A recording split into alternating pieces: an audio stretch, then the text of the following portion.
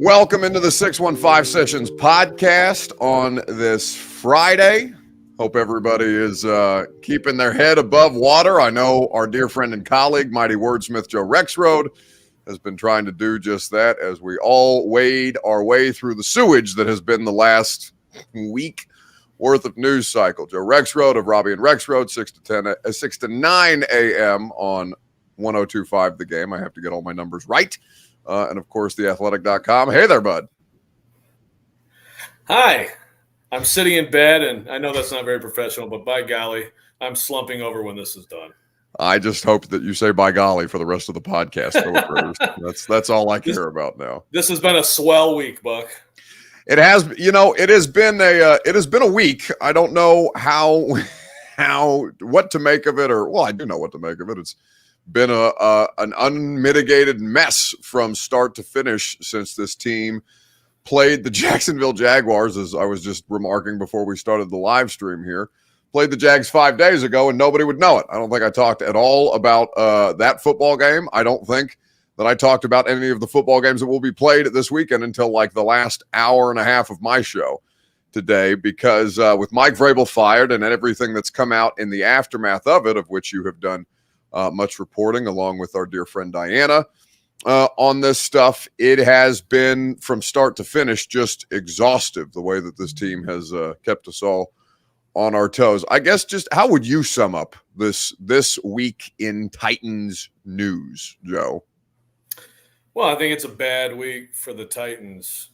That can change. They can have a good week if they make a good hire, and down the road we can see, if the choices they have ahead are good, and then, a lot of this stuff just becomes part of the never-ending favorite soap opera, of many folks in this country, which is the NFL. But I just think that this was – there are a lot of things, and maybe you're different than me, Buck.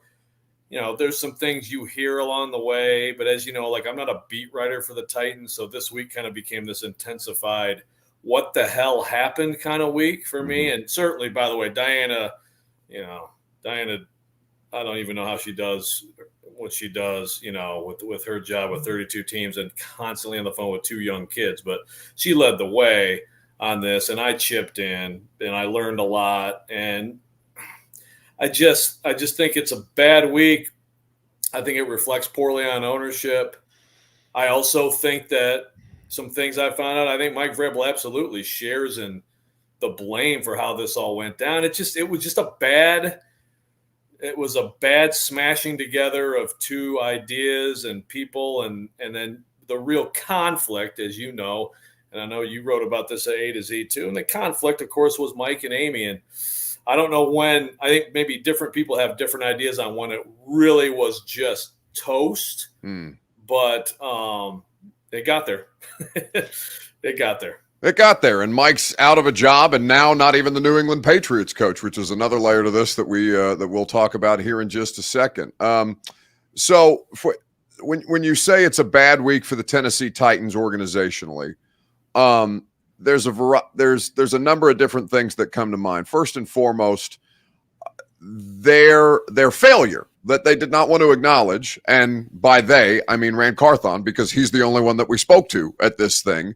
They did not want to acknowledge their failures this year in bailing in less than a calendar year on this whole collaborative thing that they set out to accomplish. Is it hyperbolic? And, I know you'll tell me if I'm being over the top here, but this shit blew up in their face the way that they tried to put this together. And now to trot out the general manager who nobody really knows how much you've actually empowered to do the job that his title indicates that he should do, in the absence of some real representation of ownership, whether that's Amy or somebody who's there to deliver messages on behalf of Amy more than Rand can. I think that's kind of the starting place for this, Joe, beyond just the firing. I get if you have an employee that you have an untenable situation with, and it's your company, your organization, your whatever, and you decide, no, this no longer is working for me. That is entirely your decision to make. But the way that they've gone about doing this, and the emotional high school hallway gossip, petty bullshit that that seems to be rife with this thing, including Amy Adams Strunk and Mike Vrabel, I just don't understand how they didn't expect to get dragged for this. Yeah. Well, first of all, I have a big problem with Amy Adams Strunk not talking, never answering for these things. So I guess when you say, so what, would you feel better if Burke Nihill was up there with Rand? Is that what you're referring to? I know Burke Nihill was in that room and Rand Carthon wasn't. I think that's a big like just huge headline to me in all of this that's not being talked about is that the general manager was not in the room when they decided to move on from the head coach, but the CEO and president of the team was. Now, he's former legal counsel. Perhaps you have to have somebody in the room just as a witness type of situation. I'm not, familiar with employment laws or things like that, contract laws and things of the like. But I know that she thinks very highly of Burke Nihill and all of this, given that this is the man that just helped her get a new stadium built, and that his influence in that place has never been stronger than it is right now. Yeah, well, and I think the big thing there is, Randall's waiting like everybody else to find out what's going to happen with Vrabes. I mean, that kind of tells you a little bit of where things are. There's a lot of things. Again, I'm not putting everything on the Titans or Amy. I think that Mike Vrabel made some mistakes. And look, I brushed off the New England stuff. Like, he wasn't trying to say, and I still don't think he was trying to, rip the Titans, but I brushed off how, and I probably should have thought more about it, like how is that going to be taken? But why does he never say anything? Why does she never say anything? All of it. The lack of communication is just amazing. But I still go back to, I agree with Amy Adams Strunk if she doesn't want Mike Vrabel to have full roster control. She had examples ready for why that's a bad idea. I don't understand what appears to be a very limited role for him in the GM hiring process, because then you're just asking for trouble, and if you're going to try to do this, which is sort of whatever you want. I still don't totally understand all the dynamics of this, by the way, but modernizing, different kind of approach, obviously more analytics, all that stuff, but whatever that all entails, if you're going to try to marry that with, you have this very dominant figure in the organization who now does not have the buffer between you and he. John Robinson was always the guy who talked to Amy and then talked to Mike, right? Mike and Amy hug before the game, and all of a sudden you're talking to Amy. But to me, to make it work, you better be a partner with Vrabel on the new direction and where you're going. And what I got back a lot this week was, that wasn't it. That's not how it went. And he was not happy with it. And then he suggested maybe Rand's not quite ready for this. She was not happy with that. So you start out on a bad foot. And again, some people think that right there was when you almost knew this just was not going to work for long. Because of who he is. And this human being. You've employed him for 6 years, Vrabel. Who this person is, and exactly how this is going to go. And of course, listen, Vrabel was a good coach here. He did not do anything great here. He did what he was hired to do, which is help the franchise get to the next step in terms of a level of competitiveness that they expected to be at, but he did not accomplish ultimately the goal. He's, and I think Mike is a good coach, but he's being painted as some kind of football war hero in all of this, which I think is a bit over the top. And, I'm sure. But by the way, that's a Frankenstein's monster of their own creation. They're the ones that put up the marketing around the Tennessee Titans for 6 years has been Derrick Henry and Mike Vrabel. Tough, fast, aggressive, physical, tougher than you. We'll beat the shit out of you. All this stuff. You turned him into this thing, okay, so that he starts to think of himself in this light and already has the confidence of Mike Vrabel, winner for all time in everything that he's ever done. I don't know how she could not have seen a situation like this coming when she set up a forced marriage in the way that it did. And that Carthon in all this, I mean, Joe, what am I to do with him where he's just non-existent in any of this. There's no noise around him. There's no press conferences from him. He doesn't meet with us when they trade KB, and it doesn't come back to meeting with the media. And I know that sounds like just typical media bitching. Some people like are very mad about that. Plenty of people are very mad about that. All I know is that we don't hear from this man from training camp, the opening of training camp, July until January. And then all of a sudden, he's got to be the one out there answering these questions when I have no earthly idea how much or how little he is responsible for any of this. Maybe that's by design. I don't know. But the Carthon wrinkle in this, where does he fit in this puzzle, and how much is he actually more empowered just because Vrabel's gone? I don't know the answer to that question. Well, if not, what the hell is happening? I mean, who's jumping in?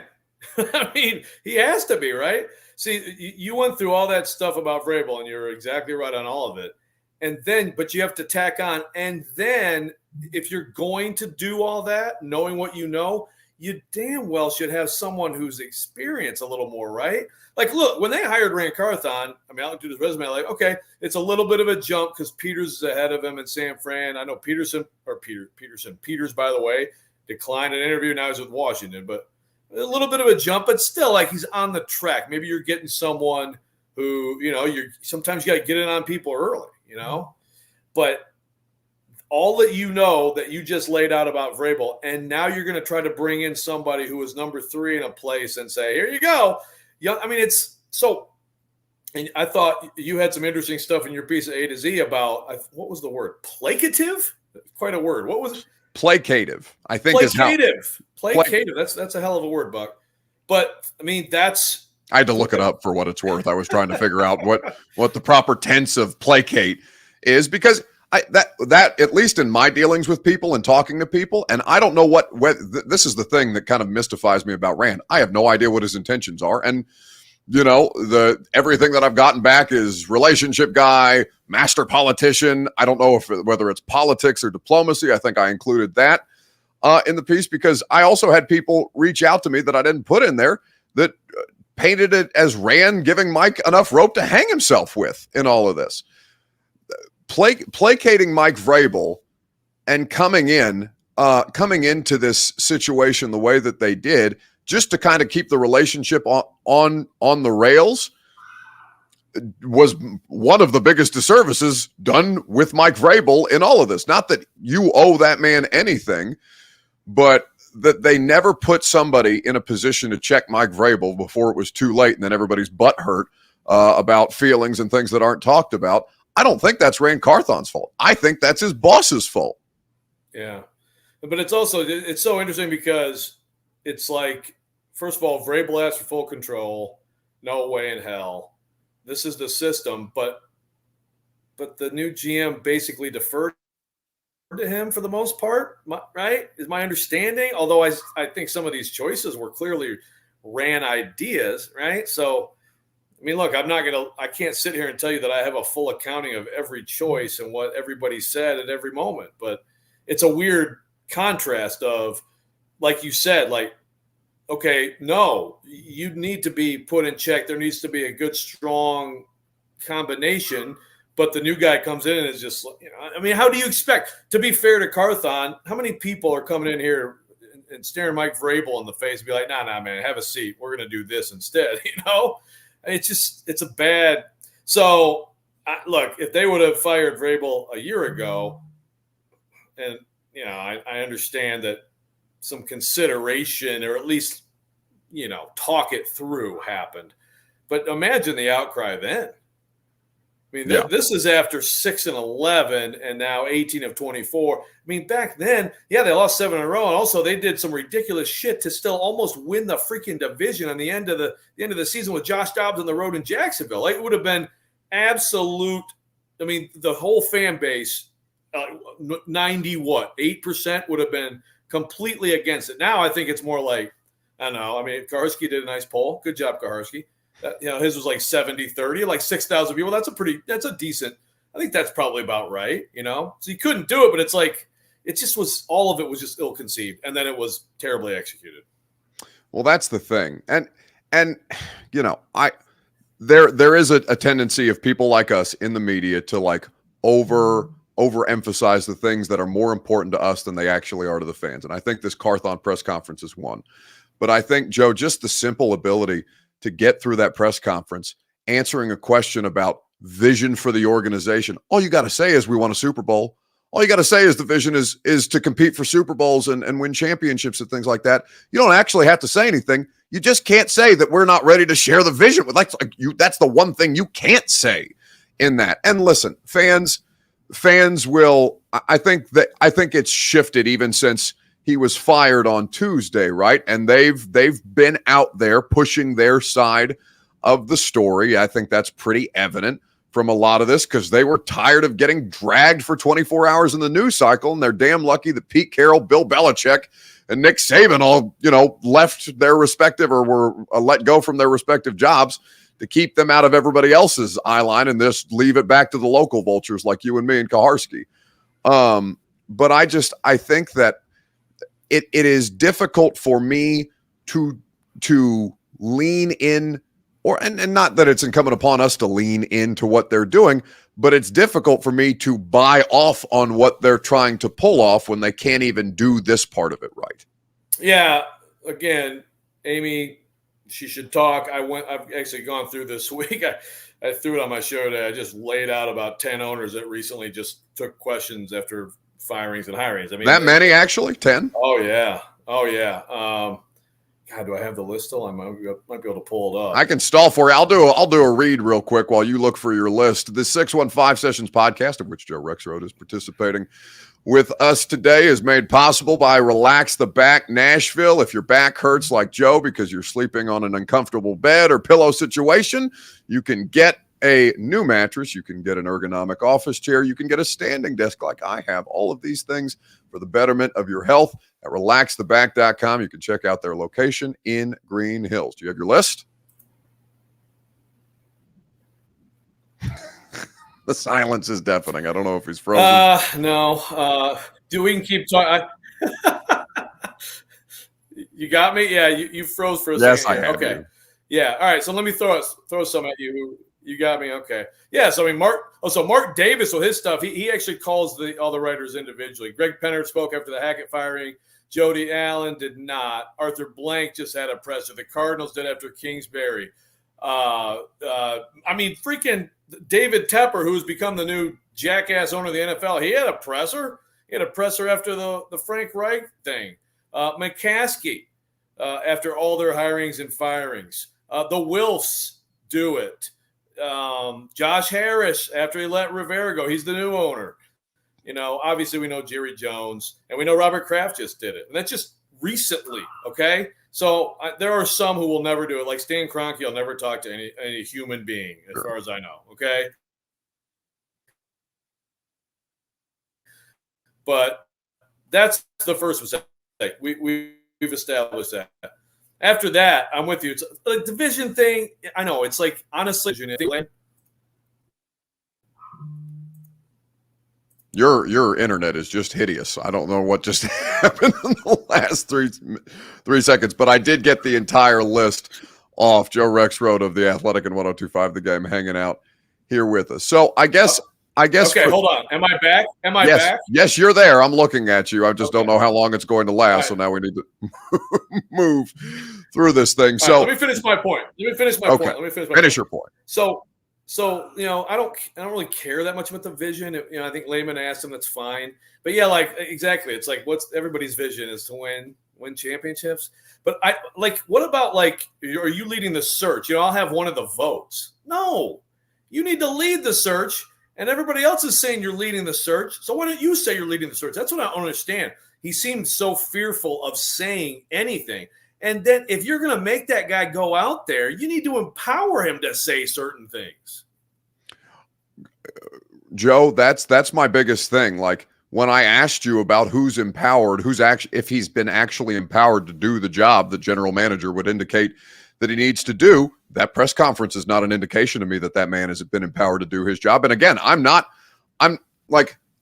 it's not like Grant Carthon is faultless in all of this, but I don't understand exactly what the tenets of his job now under that general manager title involve when all of the things that he did, even with us on Tuesday, are to defer to statements, to defer to the process that he'll be a part of and out front in some moments, but not in others, and ultimately just deferring back to Miss Amy's decision.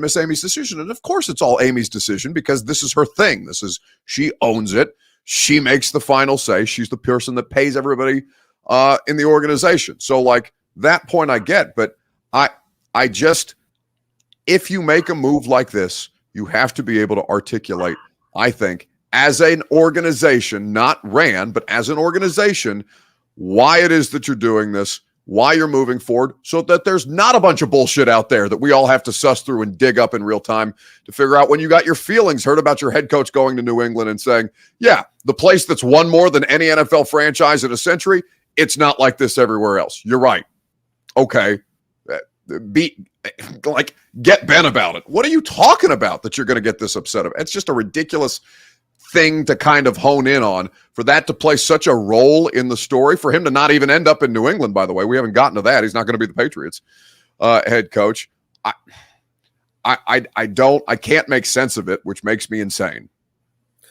Yeah, I mean, the thing is, a good owner needs to hire good football people, and then the good owner needs to shut up and let them do their job. And the bad owners are meddling, right? I mean, it's pretty much how it has worked.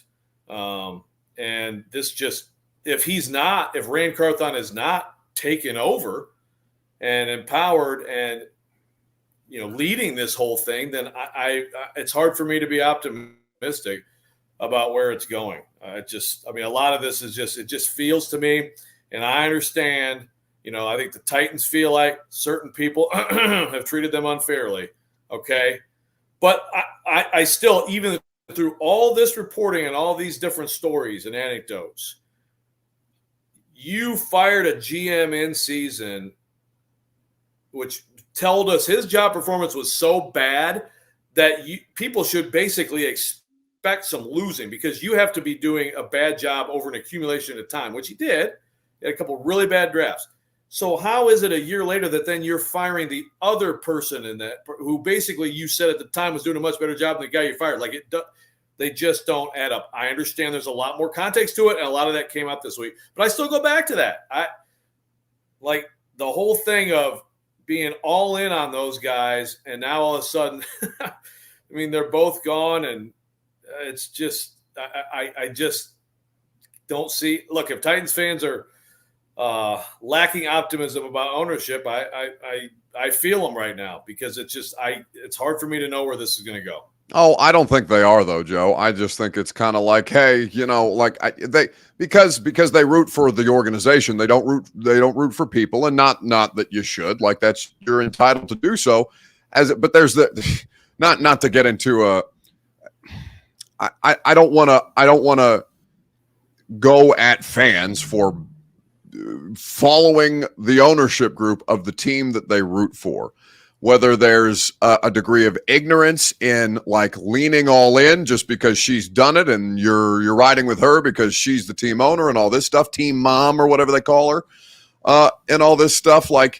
I just think that people need to care more about the way that this is going down, rather than just blindly accepting what they're given in a lot of these moments. And by the way, that's incumbent upon people like you and me and Tehran and Kaharski and everybody else to keep digging through this bullshit to figure out what exactly they plan to do and how they move forward. I think that I just quickly, because I don't want to keep you too long. It's been an exhausting week for all of us. And there's a lot more by the way, read Joe's piece with Diana at theathletic.com.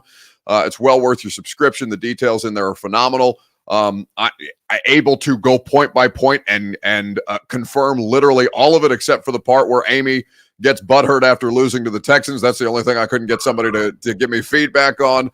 And I could never have strung it together as coherently as Joe and Diana did, so that you can understand more the full picture of what we're laying out here in Joe and Diana's piece. But Vrabel in all of this, and the idea that nobody knew until last night that Gerard Mayo had it built into his contract that he's going to be the next head coach of the New England Patriots, is a fascinating wrinkle because nobody had anything but Mike Vrabel ending up with the Patriots this year, be it via trade, via firing here in Nashville, whatever the case may be.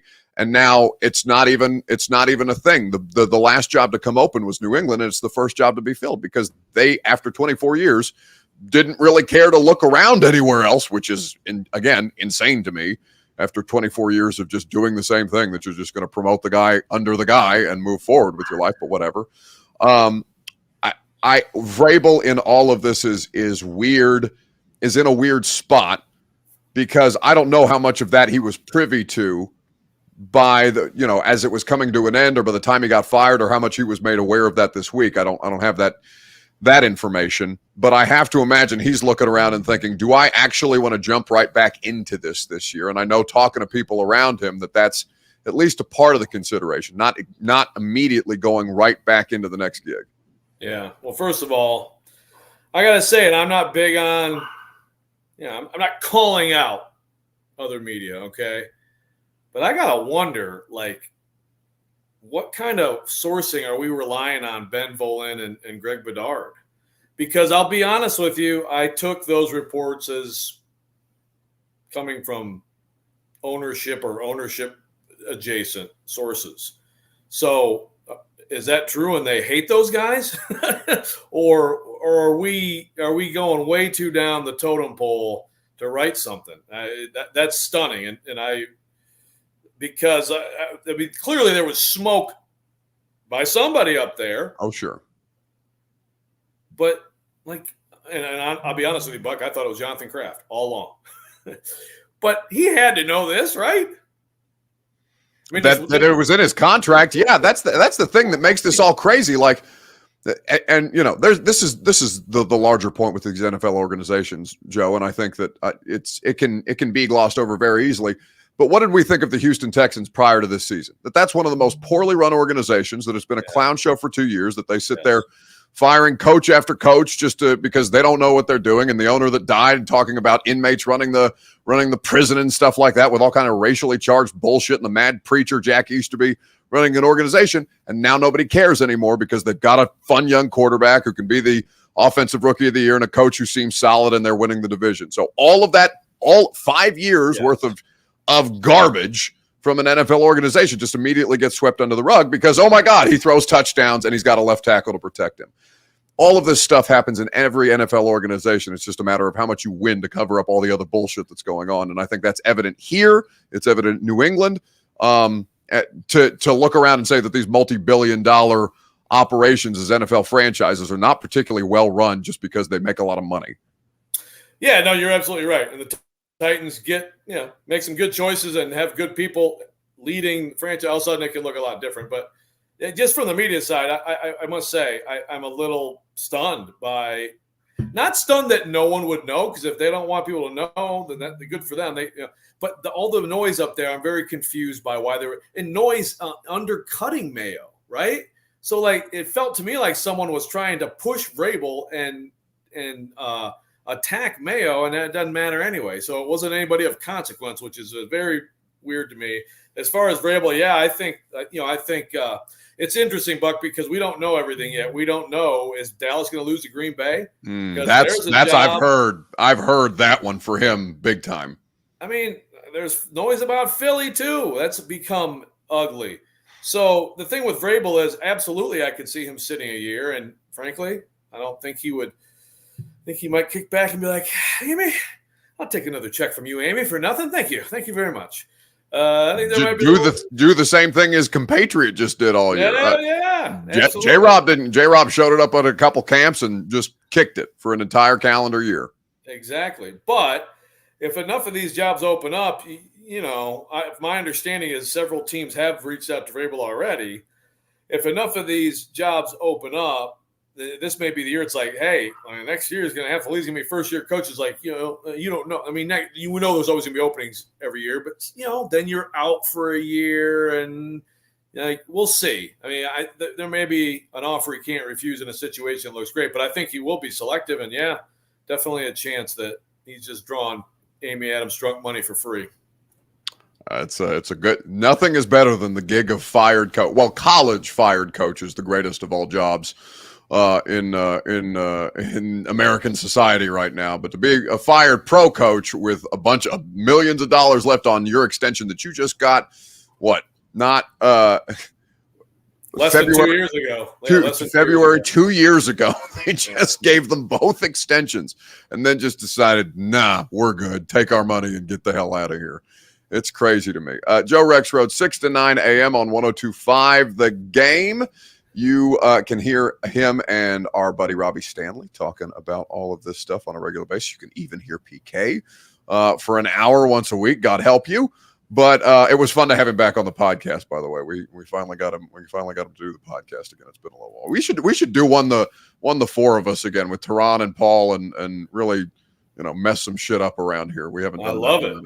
Let's do it. Yeah, so you can check all the work out on theathletic.com. Joe and Diana put together a phenomenal piece that is well worth your time on all the details that led up to Mike Vrabel's firing. Right, wrong, or indifferent, the Titans are in the midst of a head coaching search. Buddy, I appreciate you stopping by. Thanks, man.